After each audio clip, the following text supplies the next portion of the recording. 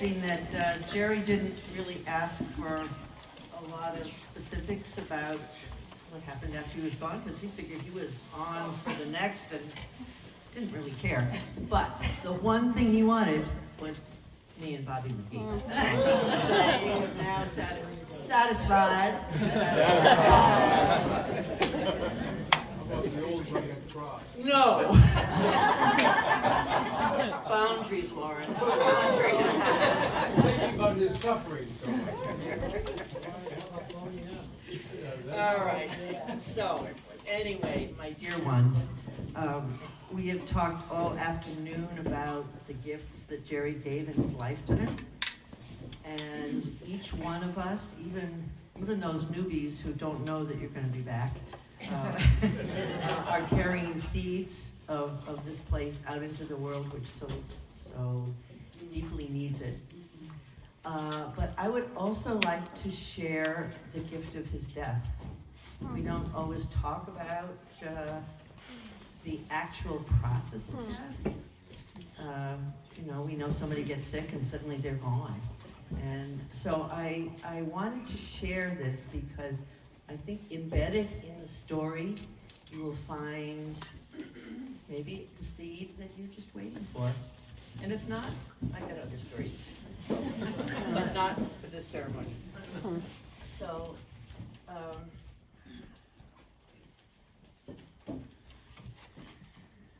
a giant has fallen, a bright light who promised clarity in a world of chaos. A dreamer who dreamed and created new worlds. The 100-year-old patriarch who ruled his family by the strength of his will. Gone in a moment. Gone as the striving for breath finally gave way to something stronger, something more compelling, something new and unexplored. I was called deep in the night, hurry, come when you can, we need your help. My father's wife had texted me, well, you know that's Georgianne. This was written for people who didn't know Georgianne. Georgianne had texted me from the local hospital. The doctor says his situation is critical. I must get to him, but it is still deep in the night. I have to wait until the light of day. I head off into the still pale light and drive straight into the winds, wild and fierce. The car is buffeted by gusts that pick me up and drop me violently, like a bucking bronco that wants to throw me from its back. Any other time I would have given into the power of the wind and turned around. But I've heard the call and must move through my fear into the unfolding.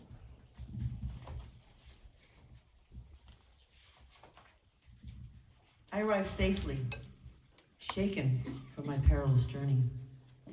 The giant is not going gently into the night. The wild winds have come to accompany him.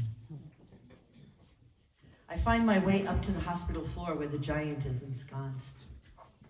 His blue and white hospital gown falls in chaotic folds off his shoulders. Tethered to a web of tubes, he's a shriveled semblance of his once vibrant self. His grizzly beard and long gray hair form a wreath around his head, giving him the look of a holy child. When I approach him, there's recognition in his still bright blue eyes, but he's already entering the other world.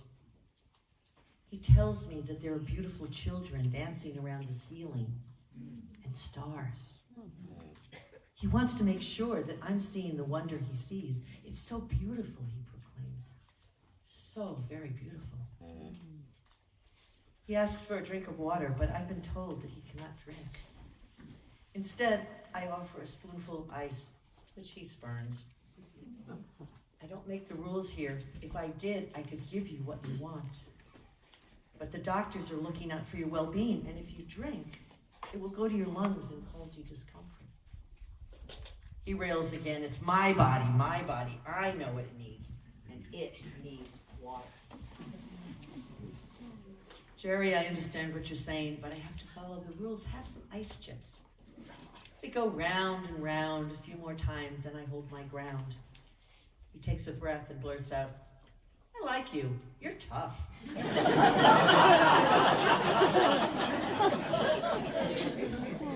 He may not have recognized me as Kai's daughter, but he recognizes our bond, and I'm content. The hospital environment is noisy, chaotic, and harsh, yet the giant continues his relentless protest. "This is my body. I'm in charge. You can't tell me what to do." But the sad reality is that he is no longer in charge. And the more he protests, the more it is apparent that his agency is dissolving and that his body is less and less able to support the powerful will that had accompanied him throughout his lifetime. The giant is disappearing before our very eyes. On the fourth day, I meet our young doctor near the nurse's station. She asks if we're ready to meet with the palliative care team. And then I hear the magic word that I had dreamed of hearing. Home. Home, you mean we could take him home? The palliative care nurse and her young intern arrive, both carrying a tenderness that is palpable. The nurse asks Jerry if he knows where he is. He's not sure, but she tells him he's in Wilson Hospital. She asks if he knows how he got to the hospital, and he responds, "I was born in New Bern, Texas, to a minister and his wife," and he begins to recount the details of his life. The young nurse says that she has a lot of patients to see and that she has only a short time to talk to him. He responds that he has a story to tell and that it's important. "Okay," she says as they settle in, "I'm ready to hear your story." He tells of his youth and how he taught his favorite cow how to dance up on her hind legs. How he taught the confirmation class when he was only 19 and had just started his theological studies at Baylor. How he had met his beloved wife at Yale and accepted her proposal after only 4 days of knowing her. And how he had lost her in a boating accident when she was only 41.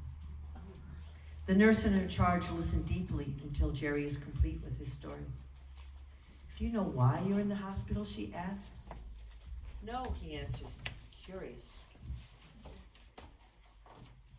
When you're being admitted to the hospital for the pain in your legs, you had a heart attack and your heart was seriously damaged. "So what do we do to fix it?" he asks. "There is nothing. The damage is too severe and cannot be fixed." "So I'm dying?" Yes, you are dying." "I never thought it would be my heart. My heart was so strong." "Do you want to go home?" "Oh yes, I want to be with Puffin, my sweet kitty." At the end of our meeting, he asks the young man to come close to him. He says, "You have a gift. You have a gift of presence. You will do well with your work. I bless you." The young man feels the power of the blessing, and it fills his being. Hours later, we meet with a kind nurse from the Sacred Heart Hospice. She says we can get the giant discharged so we can take him home and care for him in our own way. I return to his home and we set the bed up in the kitchen, the heart of the house. The giant returns in an ambulance and is carried up the elevator and placed in the waiting bed at the very spot where he returned every morning from his yoga and meditations, having surrendered his name, his preferences, and having met God. Now he is on the way to the gate where he had passed back and forth daily. Soon there would be no return. He would be forever on the other side. For 8 days we care for him with medications, ice chips, clean diapers and linens. His greatest fear had been to be helpless and incontinent, to be diapered and to have to surrender into being cared for. Now this fear has come to pass. Yet surprisingly, the giant surrenders. Perhaps he had no choice, or perhaps he finally allows himself to have the human experience of being vulnerable without recourse. For me, this is a dream come true. The powerful giant had refused help when he was in his potency. Yet I always wished that someday he would be able to trust in love and lean back in his vulnerability. Now it is a gift that exceeds my care. There he is. For 8 days he struggles and strives. His breath sometimes grows so weak that we are sure that he will not find the strength to draw another. Yet breath comes after breath, even after he grows visibly weaker. His healthy body, the result of his decades of yoga practice, refuses to give up. And then, on a gray winter morning, I sit with my stepsister Heidi as we watch him take his last breath. It is so gentle that there is barely any motion in the fabric of reality. The giant had let go. Free, he soared into the new world, leaving us far behind. Thank you, Jerry.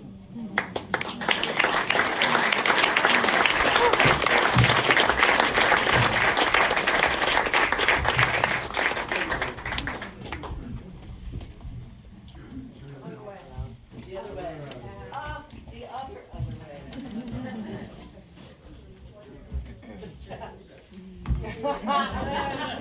There are wiser people than I.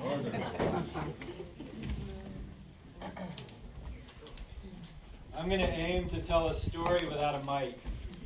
So you game in the back, you hear me? Yeah. Awesome. So I'm going to tell us our story. I'm going to tell us our story. And first time I heard this story was, I heard Jerry tell this story at the end of a Shalom retreat. And part of the telling of this story at the end of the Shalom retreat was to say that those of us who passed through the initiation of the surrender on the mat, we came up into the truth of this story. Right? Now, you may have heard this story before, and we also want to remember that Jerry was very fond of saying certain stories got written down and put in the Bible, but very important pieces got left out. So we're fully empowered to put back into the story the pieces of the truth that we know are real. It's also important to be aware that it's a deep, old story, and if you look at the facts of the story, you'll get confused. It's really about what the heart of the story is that we all have entered into, and that's the truth that makes it our story. So, here it is. A couple thousand years ago, in a particular place that's kind of warm and deserty, there was a human being who had the great fortune of waking up.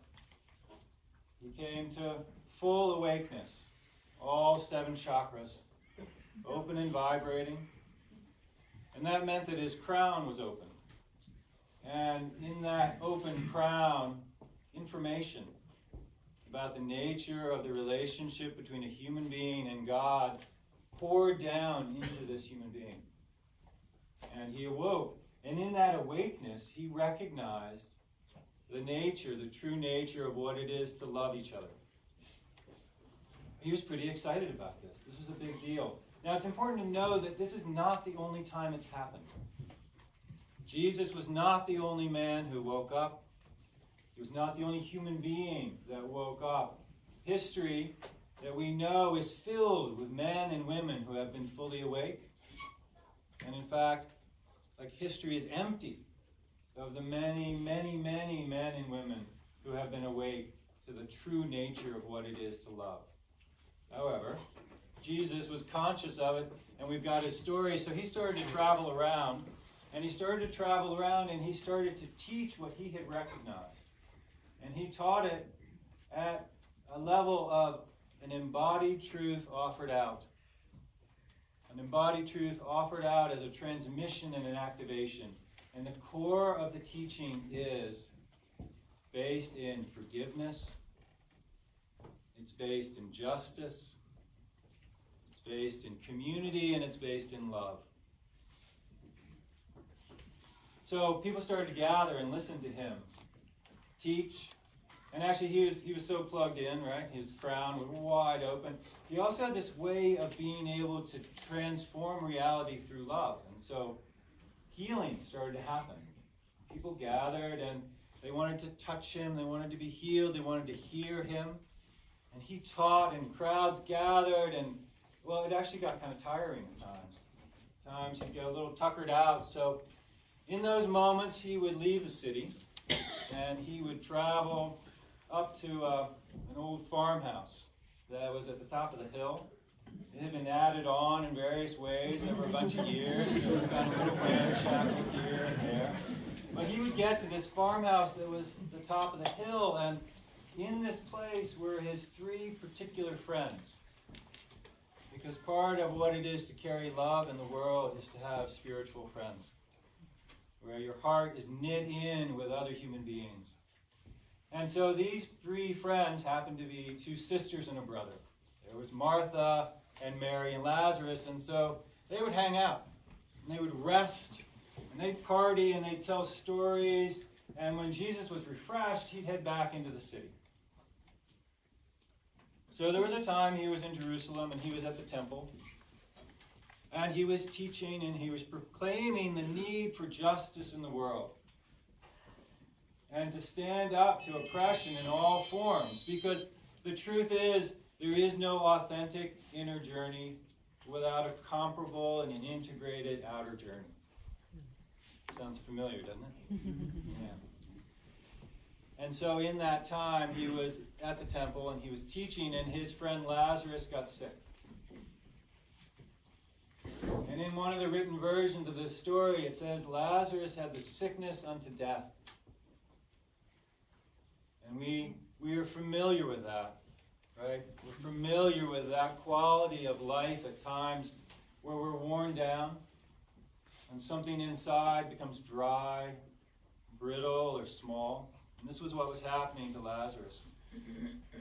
And so they sent a word down to Jesus in the city. And they said, your friend is dying. Come. If you would come, if only you would come and be with him, I'm sure he would not die. However, there are times when the commitment to the world is actually greater than the commitment to the spiritual friend. So Jesus acted from that place of the larger call of his life. And he stayed in the city, and he continued to heal, and he continued to teach. And in that time, his friend Lazarus did indeed die. And as they did in those days, they took Lazarus' body and they wrapped it in a cloth. And they went down into a valley, and they had carved a hole into the side of the cliff. They slid his body in there, and they rolled a big stone in front of the hole.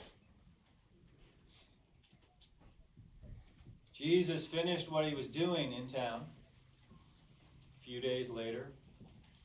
And he started to walk back to the farmhouse at the top of the hill. He was a little bit outside of it, and all of a sudden there on the path was Martha. Jesus Christ, where have you been? Your best friend Lazarus, he died. You weren't here. Wasn't up at the I'm temple. here now, said Jesus. That doesn't mean he's dead I'm now. here now. But did you hear me? He died. Already. Already I'm dead. doing things in this city that were really important. No, I'm aware. And your friend died. It's Good job. Martha. So he held on to himself all those years of practicing masculine focus.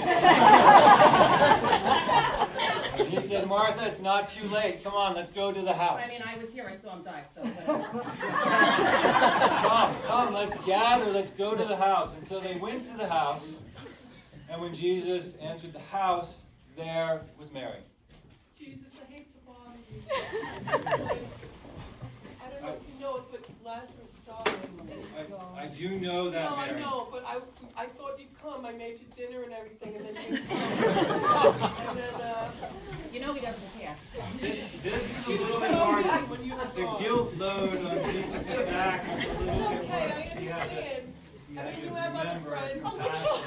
compassion. With the being nice. And then I It's made not- another meal. Too late. But that's okay. I mean, we don't have a lot of Thank food. you for the. I'm really hungry. I'll eat later. So, He still doesn't care. so with a combination of compassion and focus, Jesus said it's not too late. And he said, let's gather the community. Let's gather the community. And so the community gathered. And Jesus said to the community, let's go down to the tomb. Let's go down to the place of death. So they all went, right? They gathered. We gathered. We gathered and we walked down to the place of death. And standing outside of the tomb, Jesus taught the skills and principles of loving. Because actually there's no point at all in calling somebody to life unless you're calling them into love. And it was important that the gathered people were refreshed into what love actually is. So they practiced the skills and principles of loving. And then Jesus standing there at the base of the tomb, at the stone, he wept. He wept from that profound place of the loss of his spiritual friend. Okay? There's only one other time in the written version of these stories where it says Jesus wept, and that was when he overlooked the city of Jerusalem. Right? This is this combination of our grief for the world and our action, and our grief for the loss of those we have loved dearly, and also our action. So Jesus said, go ahead and roll away the stone.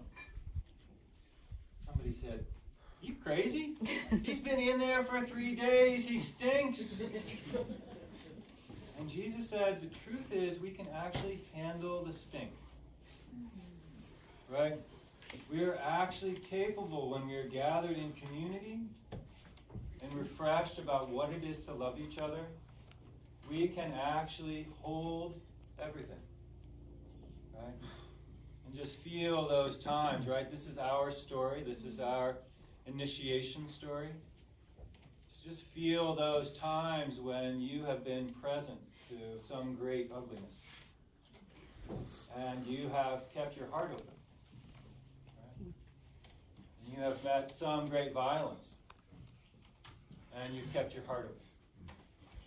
We can actually handle the stink. So he said, go ahead and roll away the stone. Now, this is a little bit of trickster stuff on Jesus' part. Right? Because he could have done it. You know that, right? He could have done it like with one finger kind of over the back like that, right? But there's actually importance. It's important that we put our bodies into it. He knew that it needed to be 3 or 4 people grunting in order to move that stone so that the magic could happen. So they rolled away the stone, and sure enough, an enormous gust of stink rolled out. Because in fact, Lazarus was dead and he'd been in the hole. So they all took a deep breath and let it float right on by. And then the one who has the Christ energy move through him or her moved and stood at the edge of the tomb, right? And how many thousands of times did Jerry stand at the edge of the tomb, right? Right there, heart to heart on the edge of the mat. And Jerry hollered out the words that Jesus hollered out, which were, Lazarus, come forth. Lazarus, come forth. Lazarus, come forth. Sure enough, Right? Lazarus came forth. Lazarus came up and out and walked out of the tomb. And it's always important to name that Jesus didn't go into the tomb. Right? It's the call of love, not the force of love. It's the invitation to life that we stand for and that we enact. It's not the demand. And so Lazarus came forth, and they unwrapped him. And Jesus went over to the stereo and picked out the perfect song. And they said, hallelujah. And then they hugged him and they set him back down. And this is the part that's not written down, right? This is the first part that's not written down. And so then Jesus said to Lazarus, go. Go into the world and love. It always seemed to me a little strange that like Lazarus didn't suddenly start carrying Jesus' briefcase and kind of following behind him, right? After that amazing gift. But the gift is offered freely, and the response to the gift is to go forth into the world and live your life as a free human being.